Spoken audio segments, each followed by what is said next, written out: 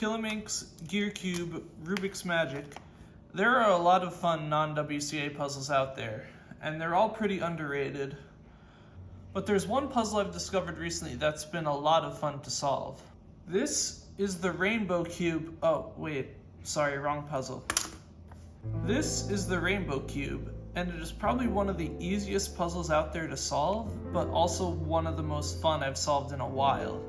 The Rainbow Cube has 14 faces, 6 of which are square, and 8 of which that are triangle.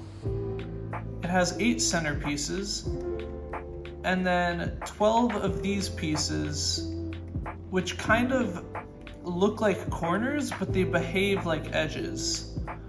This puzzle has WCA history. It's not like the FTO where it's kind of, well, the FTO is very popular now, but for a while it was kind of up and coming and like very few people solved it. No, this puzzle was like one of the first WCA puzzles, but nobody knew what it was, so they took it away.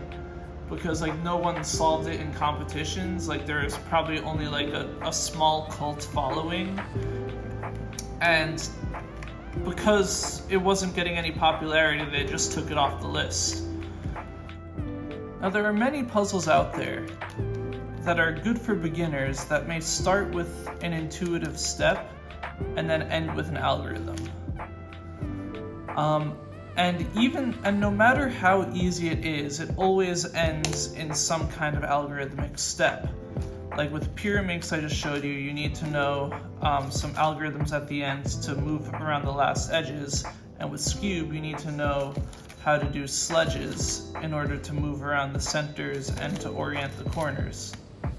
But with the Rainbow Cube, depending on how you solve it, you'll end up with no algorithmic step at the end. The hardest part of this puzzle is the beginning step, where you solve a layer. After that, everything kind of falls into place.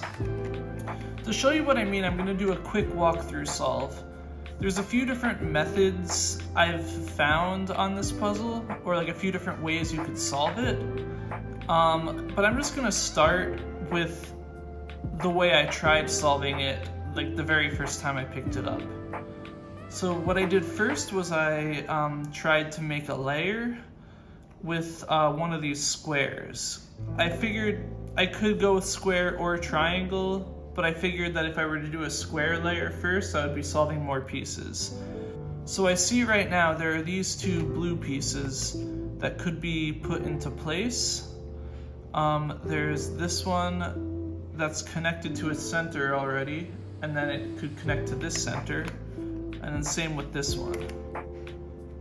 And then now I see this blue piece could go into the layer also, but before I do that, I'm gonna try to find the final piece so that way we don't need to like take it back out and do an insertion algorithm. So we got that right here, so we just bring it up, connect it, and then you bring it back down. And then now we have a blue layer. So after that, I tried solving some other pieces.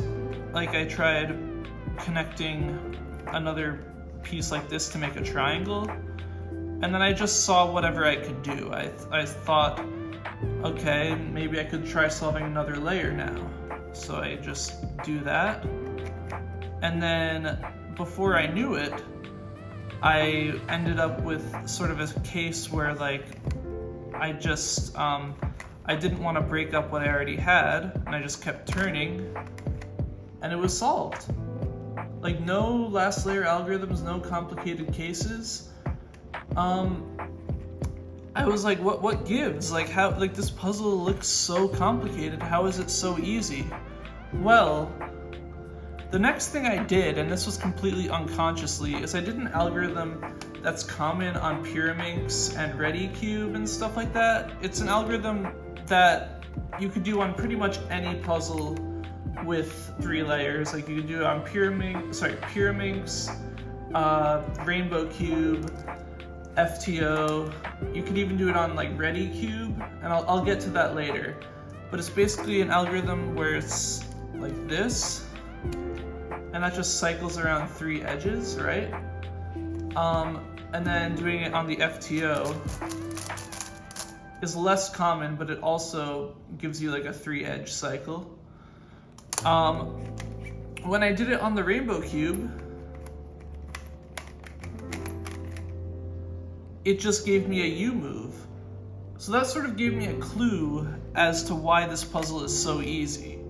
It's because, like, algorithms that normally change up the permutation of things don't actually affect much. And the reason for that is because with these puzzles, the centerpieces have multiple colors, and on here, they don't. It's just one color, so then if you cycle it around, then it'll all still be solved.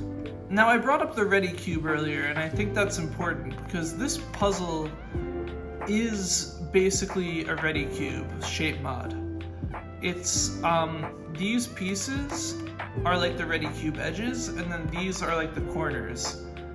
But on this cube, the centers only have one color each, so it's a lot easier to put the pieces into place. Now, what do I like about this puzzle? Because I will say, like, sometimes trivial puzzles can be boring, but for me, this is doing something for me. It's making me want to solve it more and more. Well, I think even though there's no last layer algorithm or nothing I have to memorize, it's still fun to like build blocks on this puzzle and to let everything come together. And I think for a beginner, this is a very good puzzle because it does teach you a little bit about block building. And block building is a useful skill that you would need to know on 3x3, Megaminx, and FTO. So like if you were to solve any of these puzzles, you would need to know a little bit of block building. And give this to a beginner and they'll learn some block building right away. And also to clarify, like what does a beginner have to know in order to solve this puzzle? Well, on a 3x3, which is like sort of, I guess, the most common beginner puzzle, they need to know that there are centers, edges, and corners. They need to know how to make a cross. They need to know like the sexy move in order to twist corners, and then also insert edges and stuff. And then they need to memorize a bunch of algorithms for last layer. On the Rainbow Cube, they need to know that there are centers and then there are pieces on the outside. And they need to know that the pieces on the outside have to connect to 2 centers. And that's all they have to know. Like, give a beginner this cube, teach them that principle, and then make sure that they are keeping that in mind and remembering it, and then they'll eventually solve it.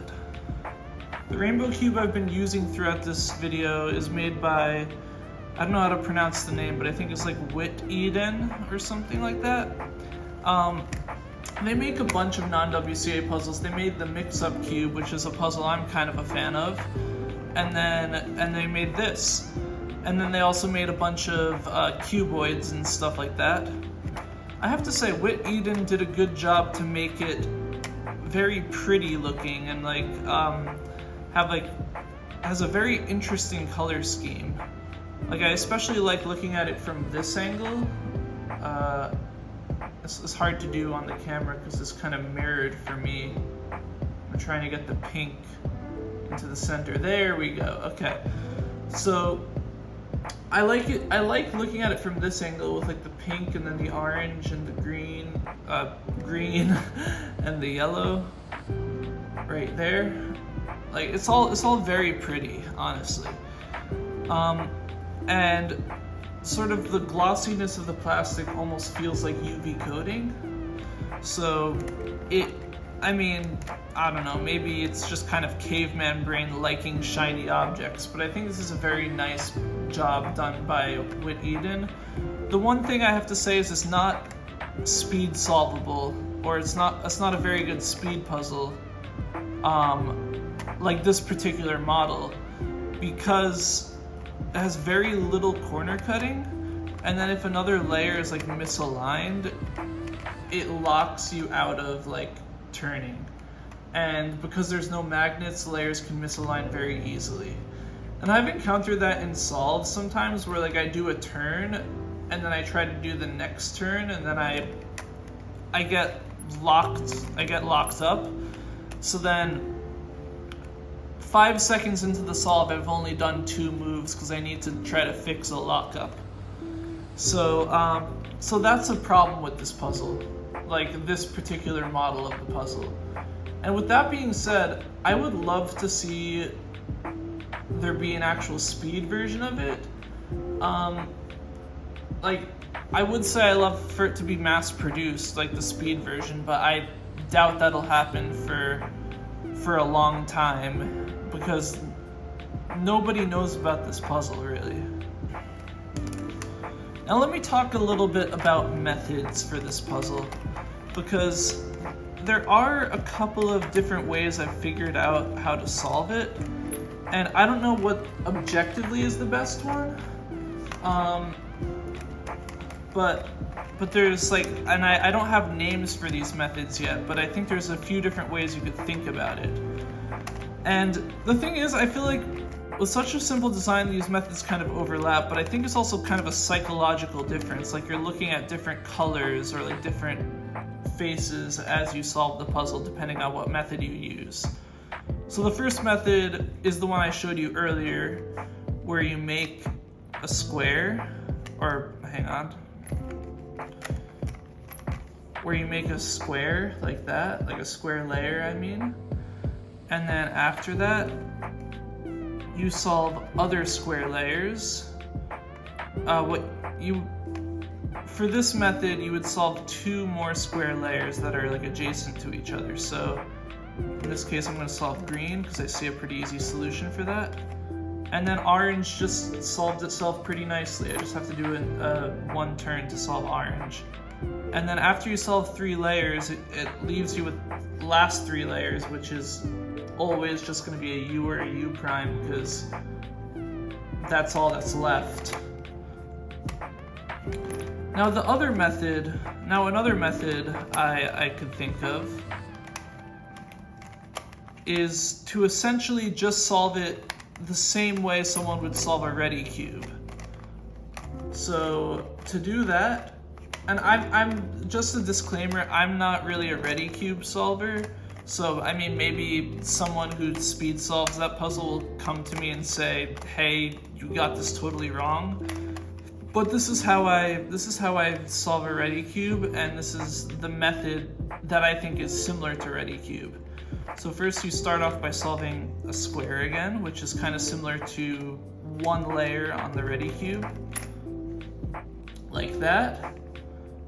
And then afterward you solve kind of like the middle layer edges.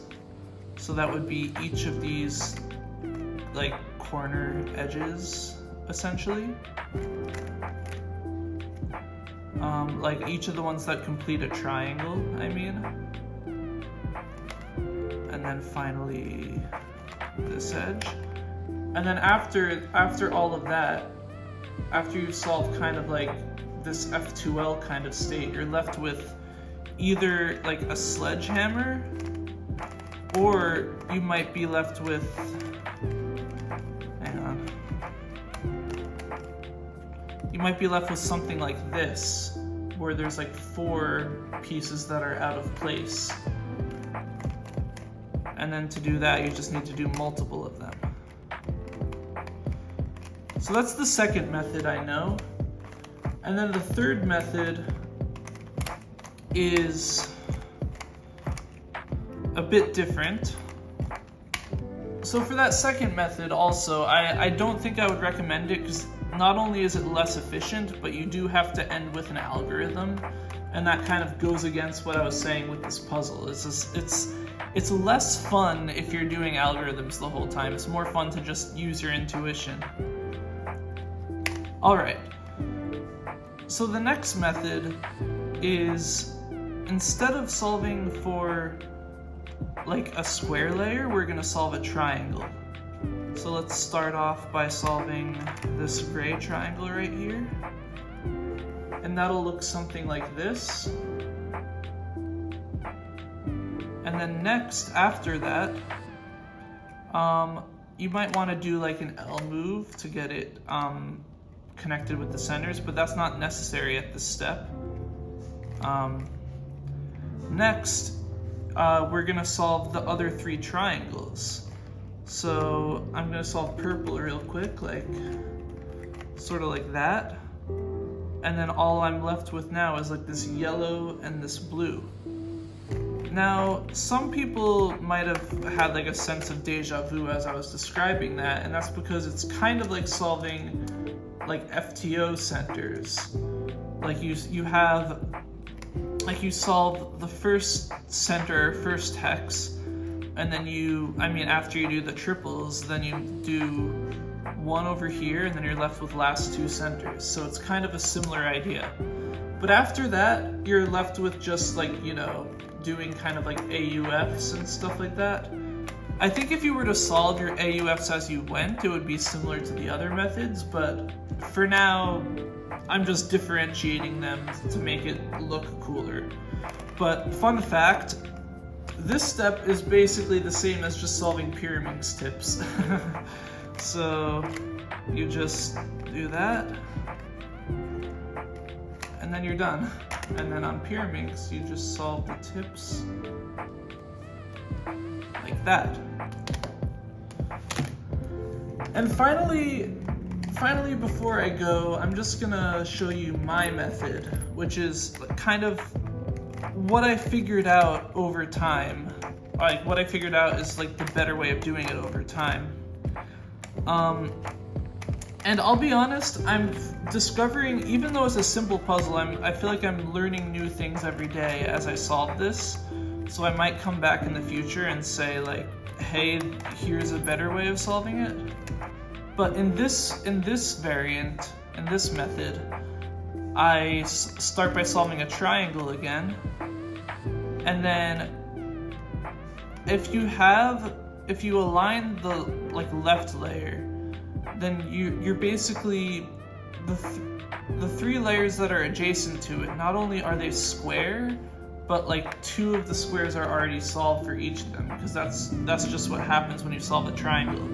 So from here, you could do some pretty simple block building to get everything solved. And then now I'm just left with a simple insertion, and you're done. So this puzzle is a lot of fun. I've been speed solving it a little bit despite the crappy hardware, and despite, as you could hear, it's kind of squeaking. Oh, it stopped when I went to mention it.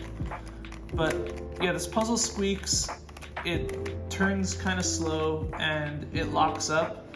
But I've still been speed solving it nonetheless. I average probably like 15 seconds or so. No, probably more than that. But my PB, I can't like reconstruct it, but like it was like 6 seconds, and I don't even know how that happened. I think I just had like, if I remember correctly, it was something like just like a quick layer, and then like RU prime, R prime for another layer, and then that again for the last layer. So it was like a very quick solve, because like I just saw what I was doing and I went like boom, boom, boom, and I finished it. But the last thing I have to say about this is I hope that this video has kind of piqued your interest in this puzzle. Like, again, it's not the craziest puzzle, like the hardest puzzle to solve, but it's very satisfying. Like even if it's simple, it's satisfying. And because of that, because of like my this sort of spark of interest for me, I went ahead and I made a Discord server for Rainbow Cube solvers. Part of it was kind of as a joke. I thought it would be funny to like make a server and act like the Rainbow Cube had this huge community or whatever. I made channels kind of resembling other cubing servers I've been in, but of course not many people solve it. In fact, most of the people who have joined the server don't know how to solve it, don't own one, and some of the people didn't even know what it was when they joined. They just saw Rainbow Cube and thought it looked interesting. So I really hope to see like a smaller community rallying around this puzzle, because it's an intriguing puzzle. It's simple to solve, it's very pretty, and it has like significant WCA history. Like, it's a hidden gem of the WCA, and I mean that literally, I guess. Like, it's all gem shaped. And I discovered when you like roll it really, oh crap. I discovered when you roll it really fast in your hands like this, it kind of looks like a star bit from Super Mario Galaxy. So that also adds to it. But yeah, if you made it this far, thanks for watching, and I really hope that you enjoyed this. You could get your own Rainbow Cube from Wit Eden on The Cubicle. I'm not sponsored by The Cubicle, but I use them a lot. Last but not least, I've been talking to Lord of the Cubes about this puzzle, and we've been like discussing like what color schemes could exist and stuff like that. I did pitch the idea of making similar to how the FTO had like a Rex TO, like an FTO like Rex Cube thing, like where you 3D print pieces to go with a Rex Cube. I pitched the idea of 3D printing caps for a Ready Cube, and then putting them on the Ready Cube to make this puzzle. So I don't know if that's gonna happen. It was just kind of an idea, and I don't want to pressure Lord of the Cubes into this, because they're a very busy person. But yeah, thanks for watching. I hope you enjoyed the video. I hope you solve this puzzle in the future. And if you don't solve the puzzle, then that's okay. I hope you have fun with whatever other puzzles you solve. I'll see you in the future.